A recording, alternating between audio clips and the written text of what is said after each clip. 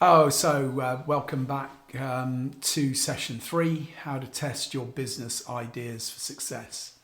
So in session 1 and 2, you've created these models of how you think, how you expect your customers behave, and how you think a business model might be constructed to create a business out of your product or service.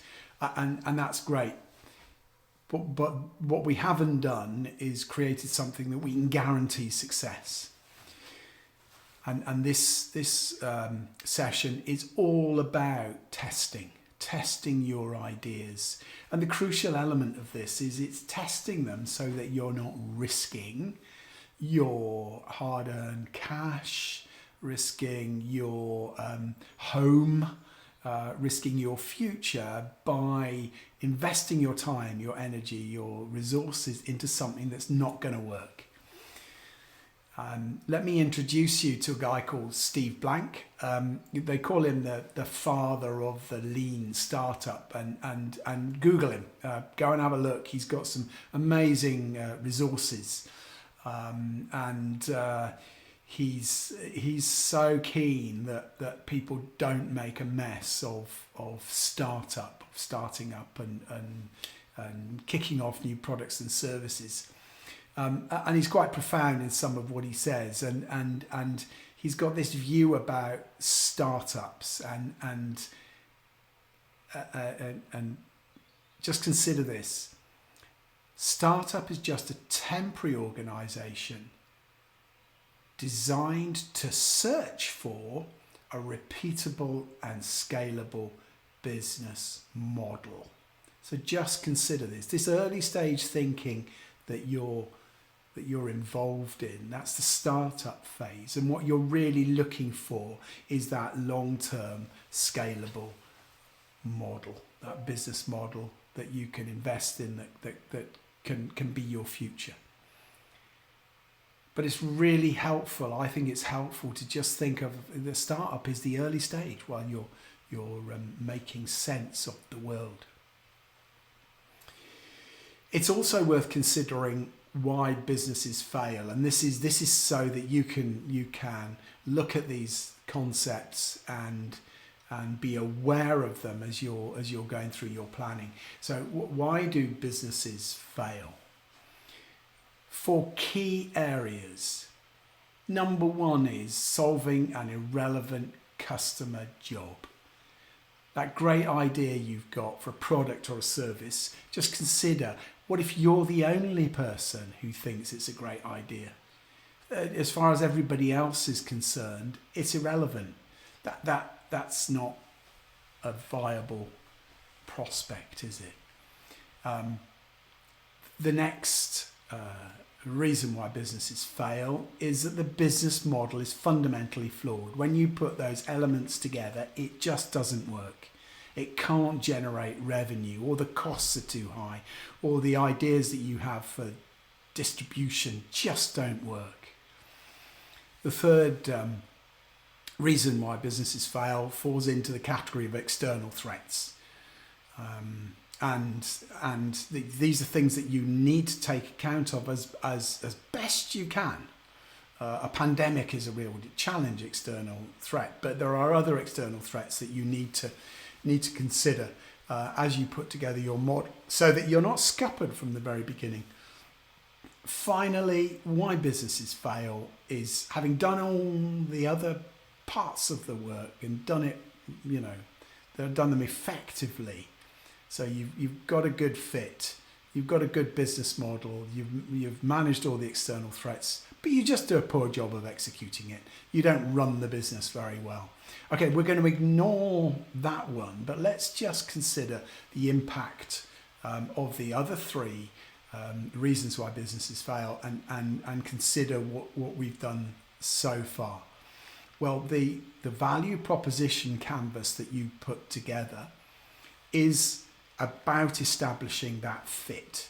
And you've now got, from the work you've done, you've got lots of activity.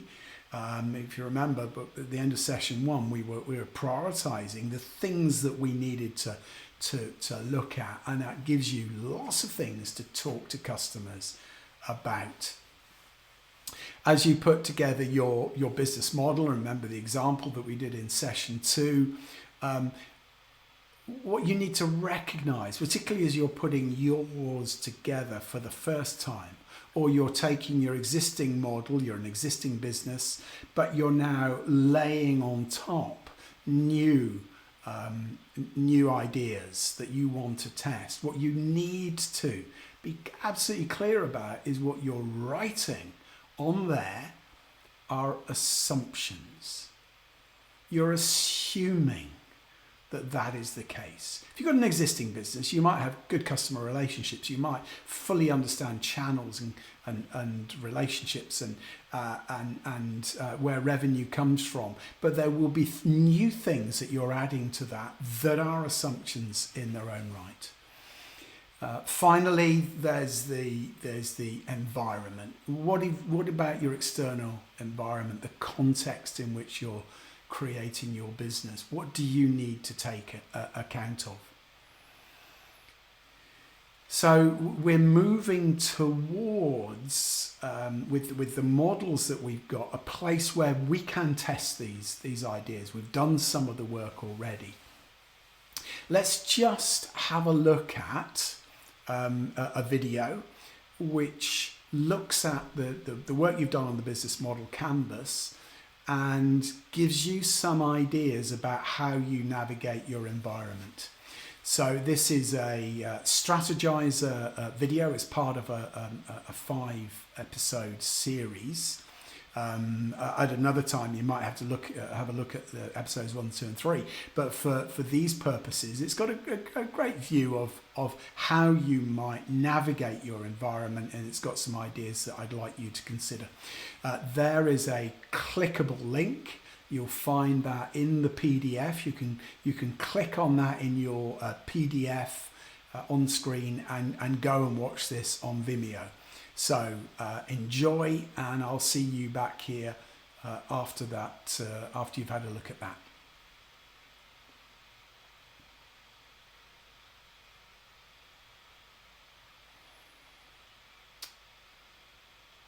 The second video that I'd like you to have a look at is all about testing assumptions, it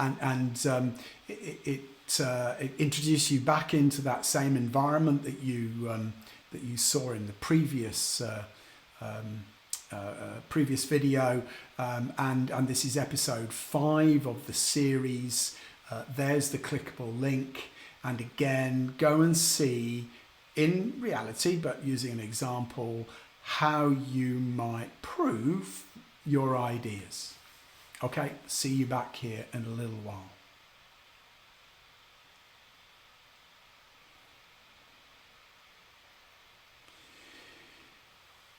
So, you've now got an insight into both environmental conditions and what it takes to prove things. So it's your turn. You've now got to apply. I'm inviting you to apply what you've learned to your particular situation.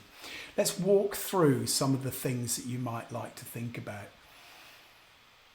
The key thing is you need to identify what your riskiest assumptions are.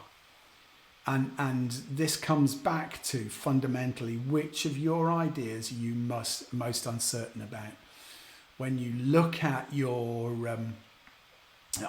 customer relationship, are you certain that actually they'll be happy with just using a text-based system or email online? Or are your customers going to want to be able to phone you up and have a chat? That could be quite a big risk, because if everybody wants to have a chat, that's a huge undertaking compared to just doing things by email, which you can manage much more easily and manage the costs associated with it. Likewise, the resources that you need and the costs associated with it. Is it risky to assume that you can acquire that within the business, or might you have to actually partner up with somebody who's got the equipment that you need? So these are the things you need to think about. Which are the ones that you're most uncertain about? Now, there is some downloadable documents. You'll have a PDF of this one that you can look at. And on there, you can chart, write on it, but if you like, albeit that there is a blank available as well, is to go through these and look at your value proposition and identify those things that you need to test. And that's also, it relates to the post-it notes that you prioritized. You've then got the business model, all the segments are listed there. Which of those, the elements within that are you most uncertain about? There's also somewhere where you can consider the context, the environmental aspects of that were covered in the video. So this is just a document for you to use as an aide-memoire, and then there is a separate template where you might now list the things that you need to go and test and validate. And you need to determine, use your judgment, which of those are the biggest priority. Truthfully, if you haven't validated your value proposition, if you're not close enough to your customers, if you don't know them intimately, then you really need to get back and look at that. Because there's no point in moving into designing a business model around a value proposition for which there's no need. The context, that's something you ought to have a view about, particularly if it impacts on competition, new technology, emerging new markets or declining markets. Look at your context. But the assumptions then when you get into the business model are about testing your thinking with customers as effectively as possible to see whether that business model will work. One of the methods of doing that is this whole idea of experimentation.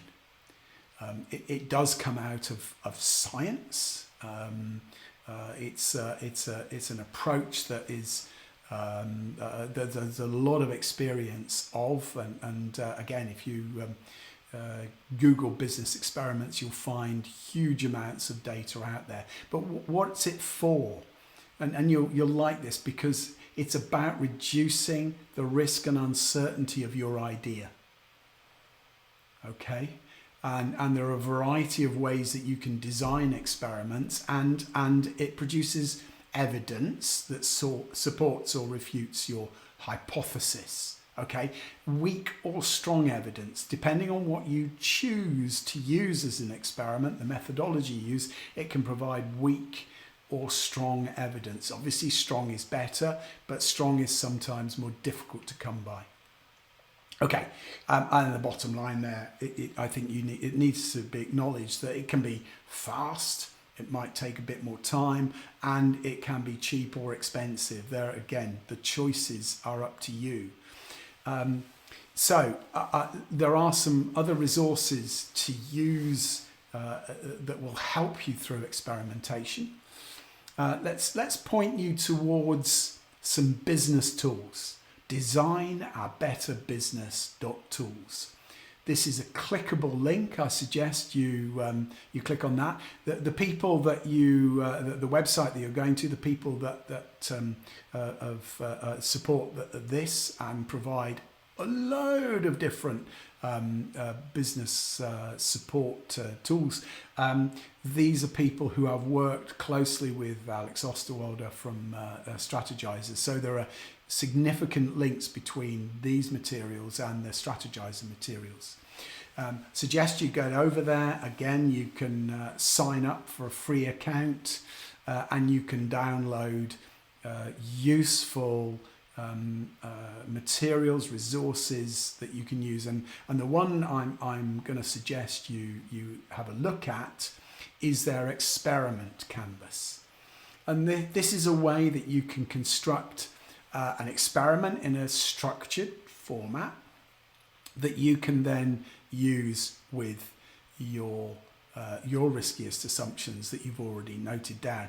So if we follow this through, note what the riskiest assumption is, and then we're into the falsifiable hypothesis. Oh God, what does that mean then?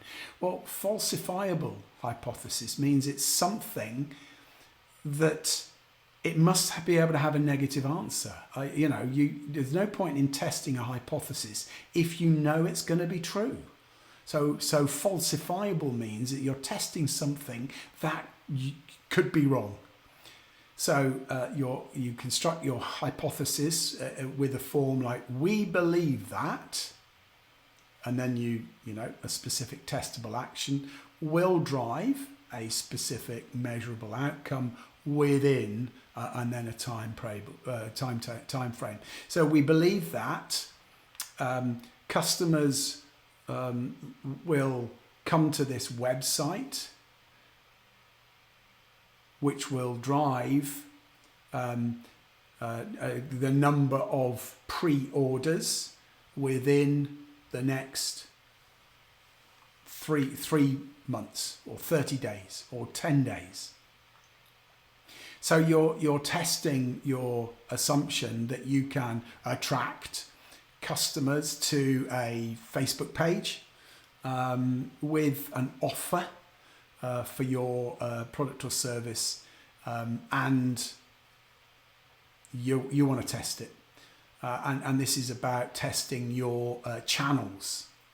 So on the form, it enables you to, what's your experiment setup? And in terms of what I've just discussed, it might be a web page which you're going to promote to your customer segment to test whether an offer that you make gets any pre-orders. So this might be something that doesn't even exist, but what you're trying to find out is, if it did, would customers be interested in buying it?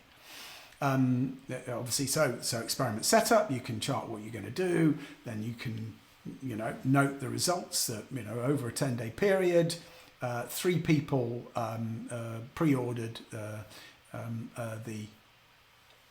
the offer, and the conclusion is that it's validated, invalidated, or inconclusive. So the measurable outcome that you'd be looking for maybe will drive 50 orders, you might be saying, or 100 orders, or 500 orders. You've got to make a judgment about what you feel is appropriate, that would actually be evidence that you could apply. So when you get to the results, you've got a sense of whether that has validated your hypothesis or not.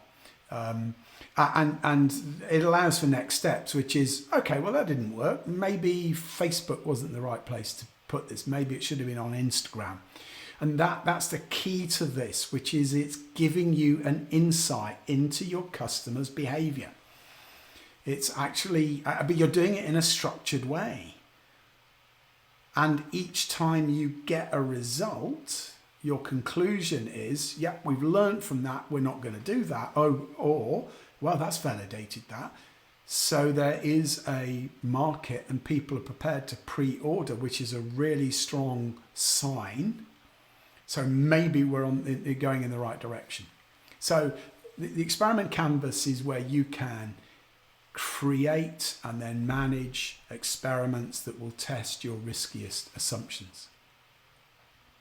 Now, there's a concept which is really useful to consider in your experiments, and there's the idea of the minimum viable product. So what's that? The MVP, and it's a technique in which your idea for a new product or a website, it is developed and it's got sufficient features to satisfy early adopters. It's, that's why it's minimum. It's got sufficient, viable in the sense that it fits a need. It looks appropriate. It's something that people are going to be satisfied by. And the key thing about this is you're testing that at a stage where you don't have to have completed your design and development, because the final complete set of features comes after you've carried out these experiments. Okay, and so you're getting feedback from the product's initial users. So it doesn't have to be the full set of features that you envisage. It's just got to be enough to satisfy those early adopters. And what approaches might you use to test the idea of this minimum viable product, or keep moving towards it?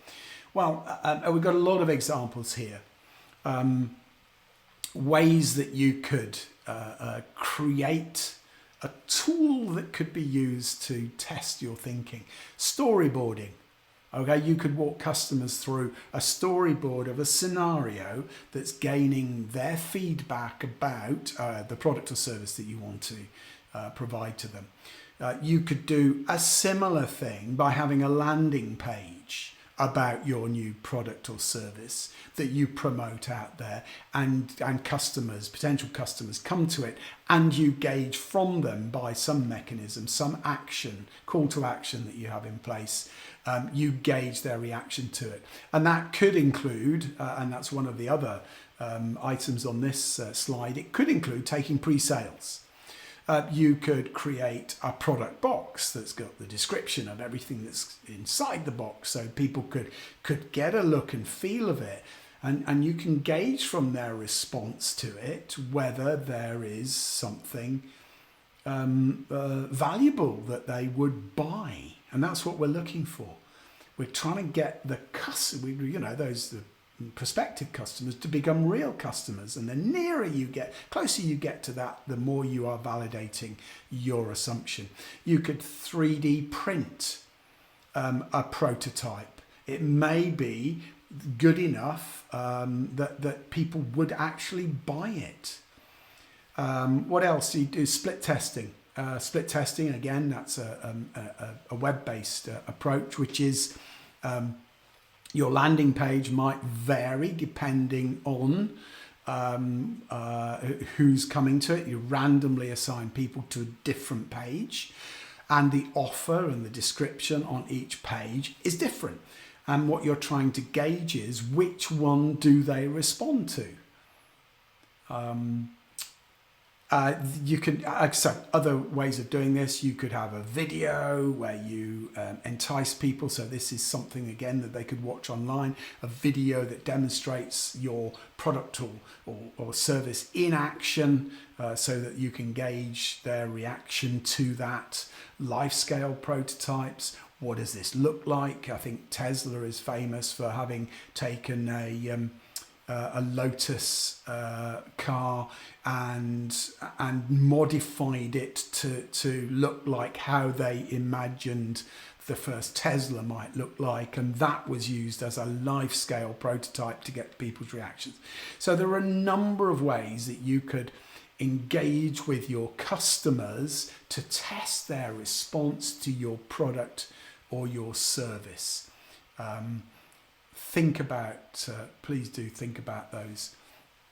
Now, the thing to understand about these approaches is that they have a different response, a weak or strong response, depending on the approach that they use.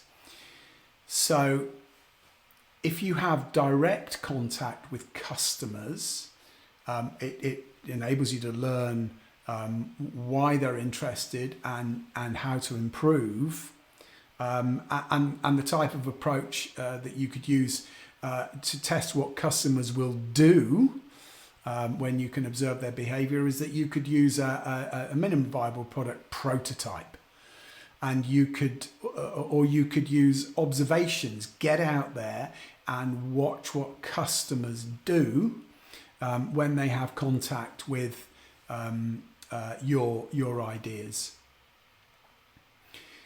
In terms of gauging what customers say, so this is actually talking to them directly, you could use those storyboards that we talked about. You could carry out interviews. A card sort is to give them a variety of cards and they sort them into their priority, and each card has a different feature or a different aspect or a different representation of your product or service, and they sort it into their preferred